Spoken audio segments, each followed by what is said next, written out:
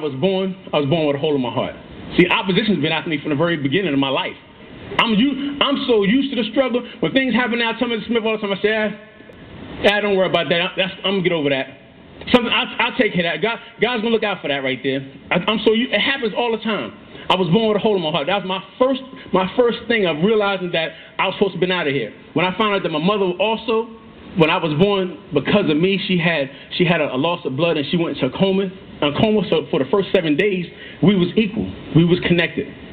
We both was on our deathbeds for the first 7 days. My mother was in a coma for 7 days. I was in the little shell. And back then, in '67, things wasn't. I know some was 67. I thought he was like 20 years old. Now I'm 40. I know. I'm sorry, ladies. I know you're like, what? What? 40? 40. I know. It's all good. It's all good. It was all good. But that's how that was my first stages of trying to overcome things. When I was 3, things started happening to me from I was very young. I used to fall and trip like everybody else, but when I was 3 years old, I fell. It's funny how even as a child, you can remember some of the craziest things. I remember being at my grandmother's house in South Carolina. We drove down from New York to South Carolina. I was about 3 years old, and it was like a big wood-burning stove. I'm saying, you guys remember the old wood burners, put the wood in there, and it gets real hot. I remember being 3 years old. I remember walking and tripping, and my face almost hitting the wood burner stove, but the top of my head hit it. And to this day, I got a scar at the top of my head. Burnt. My scalp is burnt at the top of my head and stuff. That was 3 years old. When I was 5, I fell down a flight of stairs. I remember I was in the Bronx. We was heading up the flight of stairs, long steps. And the projects, everything is concrete, everything is hard, no cushion, no carpet, everything. I was at the top. As soon as I got to the top of the stairs, I remember my mother's holding my hand. As I let her hand go, I fell back, bam, bam, bam. I kept falling all the way down the stairs, knocking myself unconscious. I had to take me to the hospital, almost cracked my skull. The doctor was like, I'm surprised he even lived from something like that. So you see, the opposition's always been after me like he's been after you.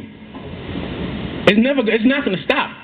At $400,000 a month, which you will be receiving shortly, you're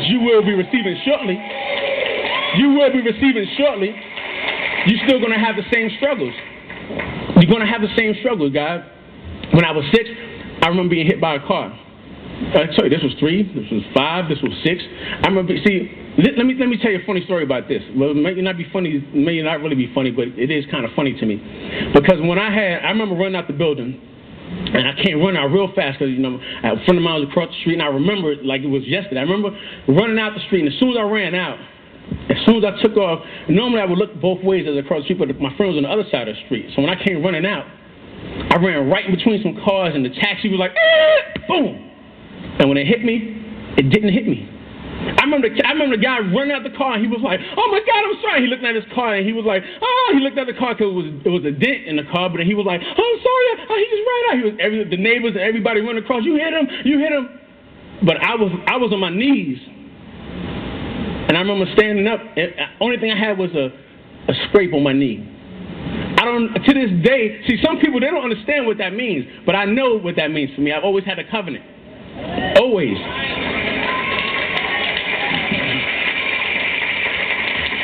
When I was